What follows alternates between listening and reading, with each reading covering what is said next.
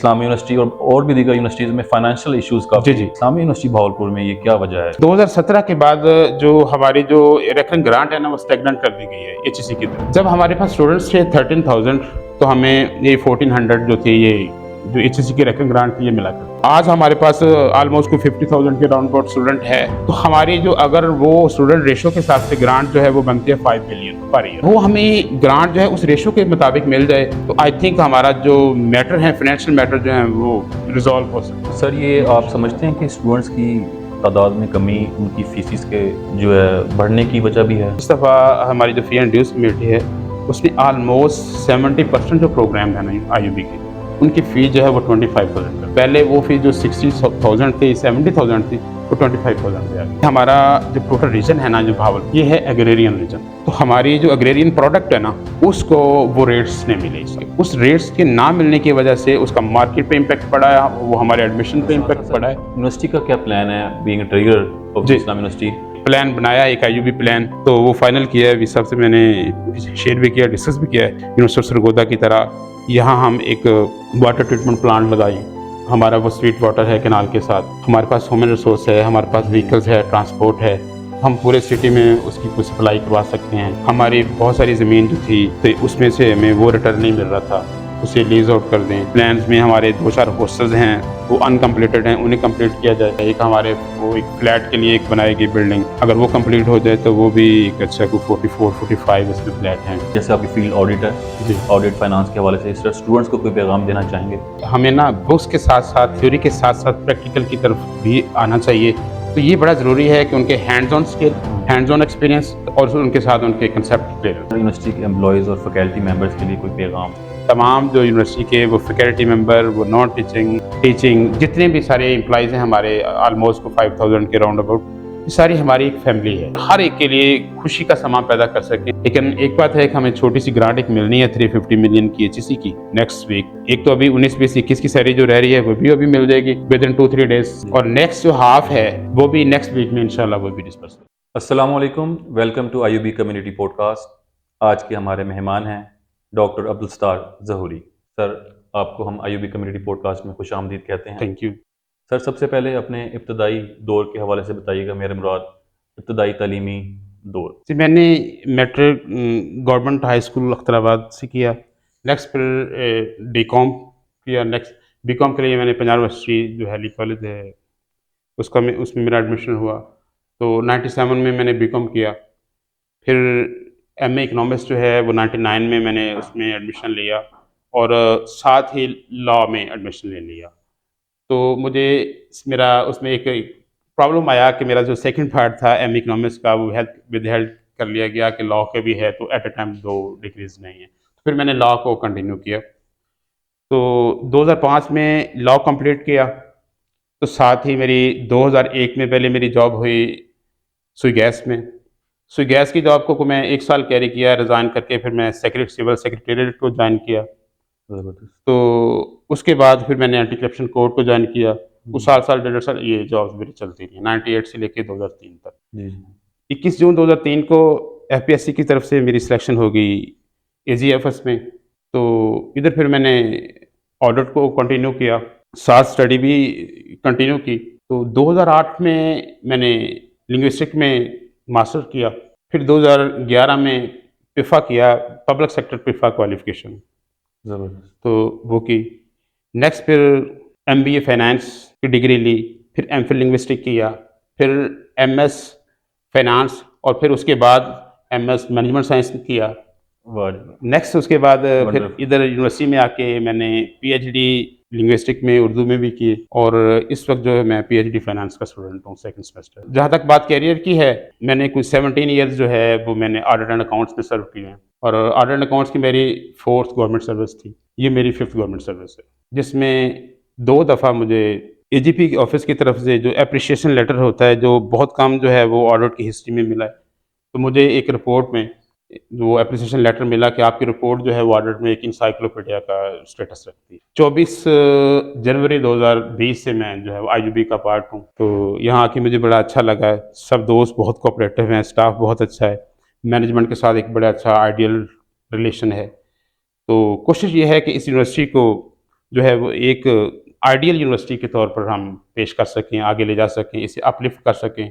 Sir आमतौर पे तो ये बिल्कुल देखा जाता है प्रोफेशनल लाइफ में हम अपने इदारे स्विच करते हैं, मुख्तलिफ इंस्टीट्यूट्स में जाते हैं, लेकिन आपने अपनी एजुकेशन के हवाले से दो मुख्तलिफ मुतज़ाद फील्ड्स को चुना। इसकी सर वजह क्या है? लिंग्विस्टिक भी, फाइनेंस भी, लॉ भी।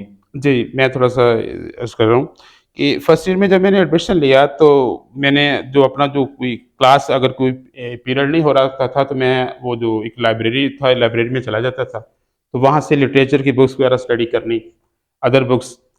तो 2 माह के बाद मेरा वो लाइब्रेरी कार्ड जो वो फिल हो जाता था। तो वो लाइब्रेरियन कहते थे, "यार वो आप बच्चे आप अपनी निसाबी किताबें भी पढ़ते हो, इतनी जल्दी कैसे पढ़ लेते हो?" तो वो एक स्टार्ट से था, फिर मैंने 2 दफ़ा जो है वो तारिक अज़ीज़ शो में गया। एक दफ़ा फाइनल से मैंने ट्रॉफ़ी भी विन की वहाँ से, अच्छा। ठीक है। फिर एक दफ़ा पंजाब यूनिवर्सिटी की तरफ से रिप्रेज़ेंट किया, उधर से भी हमने ट्रॉफ़ी विन की तारिक अज़ीज़ शो में। तो वो एक ऑनर ज़बरदस्त। था। तो उस वक़्त से फिर मैं कुछ डाइजेस्ट में लिख रहा था, बज़्म पैगाम एक डाइजेस्ट था, उसमें लिखता रहा, कॉलम-शॉलम ये वो।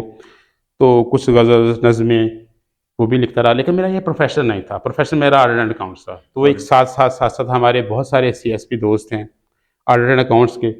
तो असल रीज़न ये है कि जो आर्ट एंड अकाउंट्स है, ये एक बड़ा ड्राई सा, खुश्क सा सब्जेक्ट है। जी, जी। तो अपने आप को थोड़ा-सा करने के लिए, कंफर्टेबल करने के लिए जब फ्री हो जाएँ, तो कुछ ना कुछ उसके साथ-साथ बंदा जो है ना, अदर एक्टिविटीज़ के तौर पर चले जाए। बिल्कुल, मेरा भी सवाल इस तरह ही था जी, जी। कि आपके अदबी रुझानात किस जी, जी। तरह तख्लीक जी, किए, जी। ये आप तो बता रहे मैंने हैं। फिर ये शायरी की तरफ फर्स्ट ईयर में आ गया। उसमें मैंने कुछ गज़ल लिखी, फिर वो चलता रहा। बहरहाल आगे अब आईयूबी में आके टाइम नहीं मिल रहा, उस तरह का लिखने-लिखाने का थोड़ा-सा डंप हुआ है। लेकिन बहरहाल वो एक अदबी जो ज़ौक़ है, जो शौक़ है, वो फर्स्ट ईयर से ही है। सर हमने आपके कुछ आर्टिकल्स और कुछ गज़लें पढ़ी हैं, कहीं अपलोड भी देखी हैं। तो सर इस किताबी शक्ल में भी इसको आपका प्लान है इसको लाने में, जी श्योर, लाने का? इंशाल्लाह नेक्स्ट ईयर जो है मेरा एक प्लान है कि कम से कम ये 2-3 बुक्स बन जाती हैं, तो इनको किताबी शक्ल दूँ। सर अगर अभी हम अदबी से थोड़ा-सा आपके प्रोफ़ेशन की तरफ अगर आएँ, जी, जी। और सर थोड़ा-सा जैसे सुनने वाले भी इसी चीज़ के मुंतज़िर हैं मेरे ख़्याल से, जी। कि जैसे कि इस्लामी यूनिवर्सिटी और भी दीगर यूनिवर्सिटीज़ में फ़ाइनेंशियल इश्यूज़ जी, काफ़ी जी। जी, जी। आजकल जो है ना देखने में आ रहे हैं। कुछ कोई बताते हैं कि गवर्नमेंट की वजह से ऐसा जी, है, जी। एचईसी की ग्रांट्स की कुछ वजूहात हैं। जी, जी। तो सर आप इस बारे में क्या कहते हैं? इस्लामी यूनिवर्सिटी भावलपुर में ये क्या वजह है? जी, हमारा स्पेसिफिक जो रेलेवेंट क्वेश्चन हुआ आईयूबी के हवाले से ही मैं इसमें थोड़ा-सा अर्ज़ करूँगा कि 2017 के बाद जो हमारी जो रेकरिंग ग्रांट है ना, वो स्टैग्नेंट कर दी गई है एचईसी की तरफ से। जब हमारे पास स्टूडेंट्स थे 13,000, तो हमें ये 1400 जो थी, ये जो एचईसी की रेकरिंग ग्रांट थी, ये मिला करती थी। तो आज हमारे पास ऑलमोस्ट कोई 50,000 के राउंड अबाउट स्टूडेंट है। तो हमारी जो अगर वो स्टूडेंट रेशो के हिसाब से ग्रांट जो है वो बनती है 5 बिलियन पर ईयर, 5 बिलियन 5 अरब रुपया। अगर वो हमें ग्रांट जो है उस रेशो के मुताबिक मिल जाए, तो आई थिंक हमारा जो मैटर है, फाइनेंशियल मैटर जो है वो रिजॉल्व हो सकते हैं, नो इशू। बहरहाल गवर्नमेंट की जो पॉलिसी है, एचईसी की पॉलिसी है, वो तो गवर्नमेंट पे डिपेंड करती है। एचईसी की पॉलिसी गवर्नमेंट से टेकअप किया है, फाइनेंस से टेकअप किया है, हायर अथॉरिटी से, एचडी से। उनका कंसर्न ये है कि तमाम यूनिवर्सिटियों को वो अपनी पॉलिसी के मुताबिक ही शेयर देते हैं। ठीक है, पंजाब यूनिवर्सिटी का शेयर जो है वो 3 बिलियन से ज़्यादा है, बीजीयू का हमसे ज़्यादा है, लेकिन वो उस वक्त की रेशो के मुताबिक है जो 2017-18 में जो थी, जो तय कर उन्होंने लिए तय थे, कर ली थी। तो उसके बाद उसको किसी अपडेट नहीं किया गया। अपडेट नहीं किया गया। हमारा यही उनसे रिक्वेस्ट है कि ये अपडेट करें, तो according to our current strength जो है, इसके हिसाब से हमें वो दी जाए। लेकिन वो कह रहे हैं कि जब तक गवर्नमेंट हमें फंडिंग नहीं करेगी उस हिसाब से, एचईसी खुद तो किसी जगह से नहीं कर सकेगा, उनके पास और तो रिसोर्स नहीं होते, वो गवर्नमेंट से फंडिंग लेते हैं। अब ये पहला तो ये था इसका सॉल्यूशन कि हम गवर्नमेंट से ही वो, अगर वो हमारे स्टूडेंट रेशो के मुताबिक हो जाए, तो we can manage it. Next ये है कि हमारी इस 1 साल सवा साल में ये कोशिश रही है कि अननेसेसरी एक्सपेंडिचर जो है ना, सारे का सारा जो है मिनिमाइज़ कर दिया जाए, ख़त्म कर दिया जाए। उसमें हमने बहुत सारे मेंटेनेंस रिपेयरिंग जो थी, उससे ये समझें कि कोई 4 टाइम कम कर दिया है, 4 टाइम यानी 400% मेंटेनेंस में। मेंटेनेंस रिपेयरिंग ये वो। अगर आप देखें इस 1 साल का पिछला जो एम&आर का है, तो वो मेरा ख़्याल जस्ट को 25 मिलियन टोटल जो है वो 1 साल का उसका एक्सपेंडिचर है। व्हेयरएज़ अगर हम पिछले सालों की बात करें तो वही 400-500 मिलियन हुआ करता। तो तो सर अभी जैसे आप बता रहे हैं कि आपने जी। बजट इस हवाले से कम भी किया मेंटेनेंस की, जी, और जी। भी और आपने भी हैं चीज़ें। डिपार्टमेंटल बजट्स हैं, सब में कुछ जहाँ ज़्यादा दिए गए थे, प्रोक्योरमेंट बहुत सारी थी, ठीक है, पैटी परचेज जो थी बहुत ज़्यादा थी, उसको हमने बहुत सारा रिड्यूस कर दिया कि इतना कि शायद मैं ये कहना मुनासिब हो कि नीड से भी कम कर दिया गया। प्रॉब्लम है, लेकिन हमारी रिस्ट्रिक्शन है, बाउंड्रीज हैं कि हमारे पास फंड्स नहीं हैं। इस वक्त जो मेन प्रॉब्लम है हमारा वो ये है कि हमारा जो पे रोल है ना, वो हमारी टोटल इनकम को एक्सीड करता जा रहा है। जब मेरे पास चार्ज आया एज ए ट्रेडर, उस वक्त हमारी सैलरी में एक जंप लगा 30 से 35% का पिछले साल। जी। तो उससे भी ऑलमोस्ट एक 1 बिलियन का डिफरेंस आया एक साल में, 1 अरब रुपए का, उसे भी मैनेज करना था। इस साल फिर 20 से 25% का जंप लगा है, उससे भी कोशिश यही है कि हम मैनेज करें। ज़ाहिर है वो अपने रिसोर्सेज से करने हैं, हमें एचडी ने या एसईसी ने ग्रांट नहीं देनी, उसी में रखना। तो बस 2 चीज़ें हैं। अब हमने जो एक्सपेंसेस कम करने थे वो कर लिए, कुछ और भी छोटे मोटे हो सकते हैं, लेकिन मेजर जो प्रॉब्लम है वो ये है कि हमारी स्टूडेंट स्ट्रेंथ जो है वो कम हो रही है।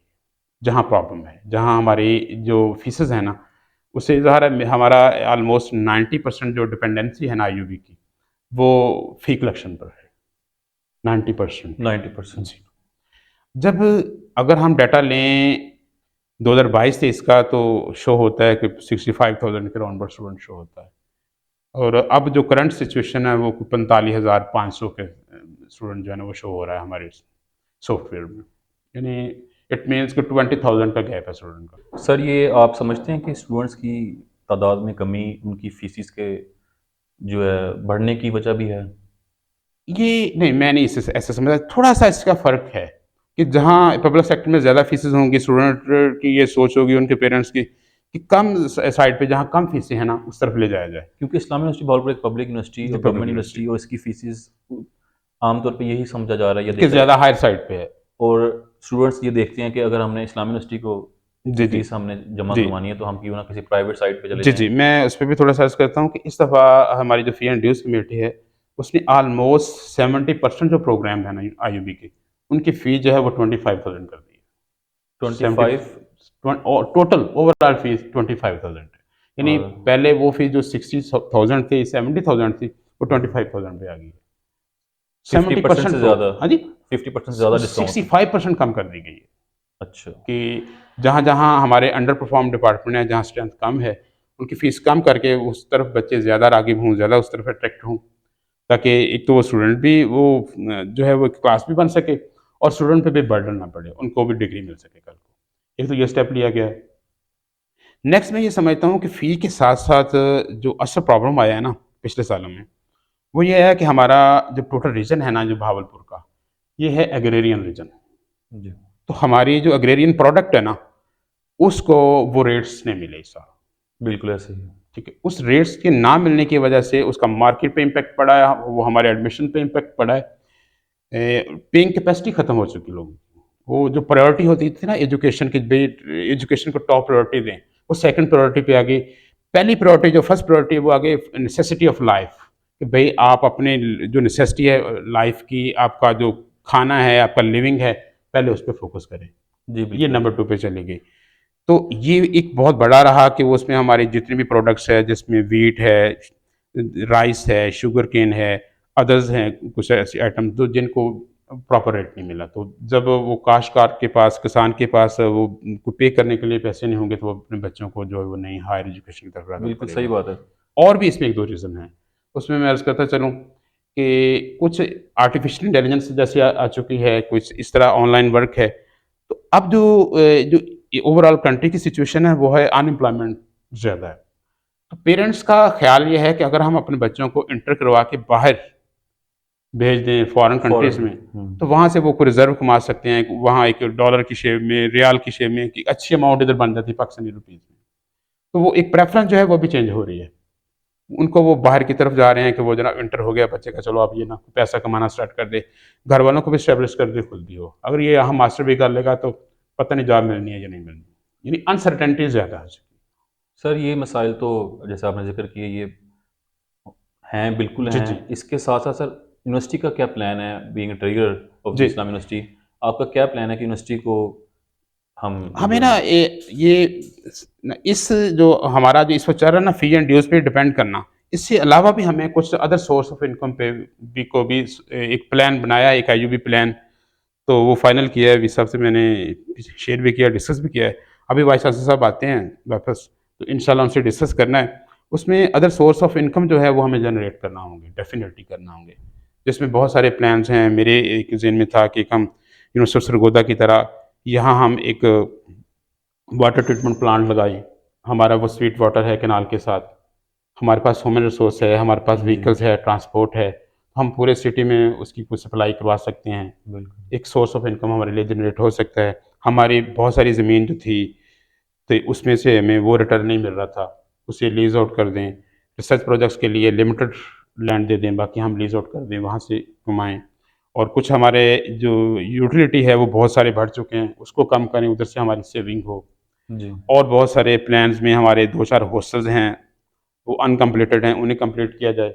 उधर से हमारे लिए सोर्स ऑफ इनकम पैदा हो सकता है। एक हमारे वो एक फ्लैट के लिए एक बनाई गई बिल्डिंग, अगर वो कंप्लीट हो जाए तो वो भी एक अच्छा कोई 44-45 उसमें फ्लैट हैं, वो भी एक अच्छे उसमें आ सकती है। कुछ अदर कैंपसेस में हम कोई कमर्शलाइजेशन की तरफ जा सकते हैं, कुछ शॉप्स, मार्केट्स, ठीक है? इसकी तरफ जा सकते हैं कि हमें हमें तो पर मंथ जो है इनकम चाहिए, बिल्कुल। ठीक है? जब तक हम इन इन जो है प्लान पर जो है वो इम्प्लीमेंट नहीं कर सकेंगे, तो मैं नहीं समझता कि हम सिर्फ़ और सिर्फ़ स्टूडेंट की जो एग्जिस्टिंग स्ट्रेंथ है ना, इस पे जो है हम सारे का सारा जो वो डिपेंड करके अपने आईयूबी को आगे ना ले जा सकें। इसे अपलिफ्ट करना है इंशाल्लाह हमने, और ये प्लान्स के साथ करना है, कहाँ-कहाँ हम ज़्यादा अपनी इनकम जनरेट करेंगे और कहाँ अपने एक्सपेंसेस कम करेंगे। सर आखिरी सवाल आपसे करते हैं, जी, और जैसे आपकी फील्ड ऑडिट है, जी। ऑडिट फाइनेंस के हवाले से इस तरह स्टूडेंट्स को कोई पैगाम देना चाहेंगे? जी, मैं ये पैगाम देना चाहूँगा कि हमें ना बुक्स के साथ-साथ, थ्योरी के साथ-साथ प्रैक्टिकल की तरफ भी आना चाहिए, और अपने जो बच्चों जो अब जो कॉन्सेप्ट्स हैं ना, ये मैंने कोई 1-2 साल पढ़ा के देखा है यहाँ कि बच्चों के कॉन्सेप्ट जो है ना, वो उस तरह क्लियर नहीं है, जो क्लियर जिस नहीं तरह है। होने चाहिए। अगर वो बच्चे के कॉन्सेप्ट क्लियर है ना, तो फिर आगे उन्हें प्रॉब्लम नहीं आएगी उनके प्रोफ़ेशनल करियर में। तो ये बड़ा ज़रूरी है कि उनके hands on skill, hmm. Hands on experience, और उनके साथ उनके कॉन्सेप्ट की क्लियरेंस। सर कॉन्सेप्ट ना क्लियर होने की वजह आप क्या समझते हैं? ये बड़ा मुश्किल क्वेश्चन है।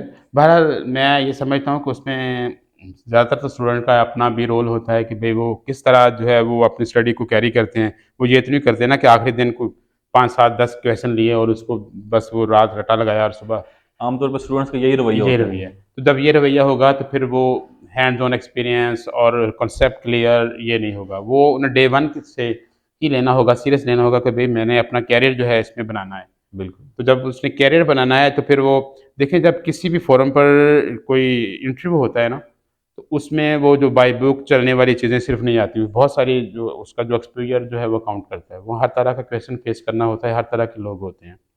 तो वही बच्चे आगे जो है वो विन करते हैं, वो अपने वो जो भी उनका इंटरव्यू वगैरह है उसमें वो टॉपर आते हैं, जिनके कंसेप्ट क्लियर होते हैं। वो उस तरह से अपना रिप्लाई बिल्कुल। कम्प्रिहेंसिवली कर सकते हैं। आखिर में सर यूनिवर्सिटी के एम्प्लॉइज़ और फैकल्टी मेंबर्स के लिए कोई पैगाम? जी, मैं ये पैगाम देना चाहूँगा कि ये तमाम जो यूनिवर्सिटी के वो फैकल्टी मेंबर, वो नॉन टीचिंग, टीचिंग जितने भी सारे एम्प्लॉइज़ हैं हमारे, ऑलमोस्ट को 5000 के राउंड अबाउट, ये सारी हमारी एक फैमिली है। We live like a family. तो मेरी हमेशा ये कोशिश होगी कि किसी एक एम्प्लॉयी के भी जो है ना, हम उसके हर एक के लिए खुशी का समा पैदा कर सकें। हर एक को जो है वो टाइमली जो है उसे सैलरी मिल सके, ताकि वो अपने फैमिली को जो वो अच्छे तरीके से वो मैनेज कर सके, उनकी जो भी फाइनेंशियल जो नेसेसिटीज़ हैं, उनको वो मीट विद कर सके। तो लेकिन हमारे जो लिमिटेड रिसोर्सेज़ हैं, वो आड़े आ जाते हैं, जिस वजह से हम उस तरह जो एक्सपेक्टेशंस होती हैं, उस पे पूरा नहीं उतर पाते, क्योंकि हमारे जो बजट रिसोर्सेज़ हैं, वो कम हैं। तो कोशिश यही है कि इसे बढ़ाया जाए, जैसे-जैसे बढ़ेंगे इंशाल्लाह होपफुली इंसान को मायूस नहीं होना चाहिए। बिल्कुल। तो अल्लाह ताला भी इसमें मदद करेंगे हमारी। तो हमारी यही है कि नियर फ्यूचर में ही हम इस काबिल हो जाएँ कि अपनी यूनिवर्सिटी को अपलिफ्ट कर सकें, और विदिन टाइम जो है तमाम की सैलरी जो है वो डिस्पर्स हो सकें। तमाम लोग जो है वो जब उनके फाइनेंशियल मैटर का इश्यू नहीं होगा, तो वो कम्प्रिहेंसिवली अच्छे तरीके से प्रॉपर वे के साथ वो जो है वो स्टूडेंट्स को भी डिलीवर कर सकेंगे, और अपने ऑफिशियल वर्किंग में भी उनको ये प्रॉब्लम नहीं आएगी। तो बिल्कुल। इंशाल्लाह मेरी वाइस चांसलर साहब की, तमाम स्टेक होल्डर की ये कोशिश होगी कि विद इन टाइम जो है वो सैलरीज डिस्पर्स की जाए, subject to availability of funds, ये थोड़ा-सा है। बिल्कुल। तो बस जैसे ही किसी माह की 15 तारीख होती है, तो मेरे लिए ये बस यही होता है कि किसी तरह जो है ना, हम सैलरी को पूरी कर सकें। लेकिन वो unfortunately due to shortage of funds जो है वो थोड़ा-सा लेट हो जाती है। लेकिन एक बात है कि हमें छोटी सी ग्रांट एक मिलनी है 350 मिलियन की HEC की नेक्स्ट वीक। तो एक तो अभी 19, 20, 21 की सैलरी जो रह रही है वो भी अभी मिल जाएगी विद इन 2-3 डेज, और नेक्स्ट जो हाफ है वो भी नेक्स्ट वीक में इंशाल्लाह वो भी डिस्कस होगी। बिल्कुल, hope for the best. Thank you. जिस तरह के सर आपके प्लान्स हैं इंशाल्लाह इंशाल्लाह। अल्लाह ताला आपको कामयाब करेगा, तो इंशाल्लाह यूनिवर्सिटी की कामयाबी है। जी, ये थे हमारे मेहमान डॉक्टर मुस्तार ज़हूरी साहब, treasure Islami university of Bahawalpur. आपसे मुलाकात होगी इंशाल्लाह नेक्स्ट एपिसोड में, तब तक के लिए अल्लाह हाफ़िज़।